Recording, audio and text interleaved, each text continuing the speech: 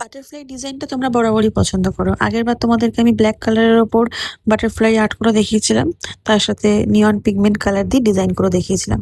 এবার কিন্তু আমি ব্ল্যাকের ওপর করিনি, এবার ভাবলাম একটু ডিফারেন্ট কিছু করি। অবশ্যই এটা আমার স্টুডেন্টের ক্লাস চলছিল, স্টুডেন্টের ডেমনস্ট্রেশন হচ্ছিল, ক্লাস ডেমনস্ট্রেশন। ওকে আমি দেখাচ্ছিলাম কিভাবে নিয়ন পিগমেন্ট কালার ইউজ করবো বিভিন্নভাবে। তো সেক্ষেত্রে আমি এখানে অবশ্যই সাদার ওপরে ওদের দেখিয়েছি, ব্ল্যাকের ওপরেও দেখিয়েছি। ব্ল্যাকেরটা আর ভিডিও করে তোমাদের সাথে শেয়ার করে নিই, কারণ ব্ল্যাকের ভিডিওটা অলরেডি পোস্ট করাই আছে, সেটা তোমরা একবার চেক করে নিও। তো দেখতেই পাচ্ছ এখানে আমি ট্যাপ কালার অ্যাপ্লাই করে ম্যাট করে নিয়েছি, এবং একটা ফ্লাফি ব্রাশ দিয়ে, অবশ্যই ফ্লাফি ব্রাশ হতে হবে, সেটা যে কোনো ফ্লাফি ব্রাশ হতে পারে, ব্রাশ দিয়ে সেটাকে আমি নিয়ন যে কালারগুলো আছে, কালারগুলো কিন্তু অসাধারণ কালার, সে কালারগুলো কিন্তু অ্যাপ্লাই করে নিয়েছি।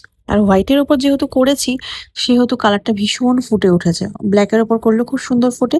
তোমরা যারা যারা মনে করবে সেম ডিজাইনটা ব্ল্যাকের ওপর করবে, তারা তারা কিন্তু অবশ্যই ট্রাই করতে পারো। তো এখানে তারপর আমি অ্যাপ্লাই করার পর একটুখানি সুন্দর করে এবং লাইন ব্রাশ নিয়ে বাটারফ্লাইটা ড্র করে নিয়েছি। বাটারফ্লাইটা ড্র করার সময় ভীষণ সুন্দর করে ফিনিশিং আনবে তোমরা। ফিনিশিং ভালো না হলে, ড্রয়িং এর ফিনিশিং ভালো না হলে একেবারেই কিন্তু ডিজাইনটা ফোটে না, ভালো লাগে না। তো বাটারফ্লাই আর্ট করতে গেলে অবশ্যই তোমাদেরকে ভীষণভাবে প্র্যাকটিস করতে হবে ফিনিশিংটা ভালো আনার জন্য। কারণ ব্রাশ ধরার টেকনিকও আছে, সেটা তোমাদেরকে অবশ্যই আগে জানতে হবে। সেই সবটাই আমার ক্লাসে ভালো করে শেখানো হয়। যারা যারা মনে করছো ক্লাস জয়েন করবে, ক্লাস জয়েন করে ফেলো। ক্লাস কিন্তু খুব তাড়াতাড়ি আবার নেক্সট ক্লাস শুরু হতে চলেছে। তো দেখতেই পাচ্ছ আর্টটা কিভাবে করছি।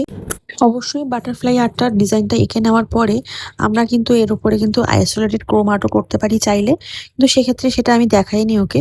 আমি জাস্ট বাটারফ্লাই আর্টটা দেখিয়েছিলাম এবং তার উপরে জাস্ট ডট ডট দিচ্ছিলাম, জাস্ট জায়গাটা একটু ফিল আপ করার জন্য, জায়গাটা ফাঁকা ফাঁকা লাগছিল। তোমাদের ওভারঅল ডিজাইনটা কেমন লাগলো অবশ্যই জানিও। ভালো লাগলে লাইক কমেন্ট শেয়ার করে দিও। আরো ডিজাইন আসছে। টাটা।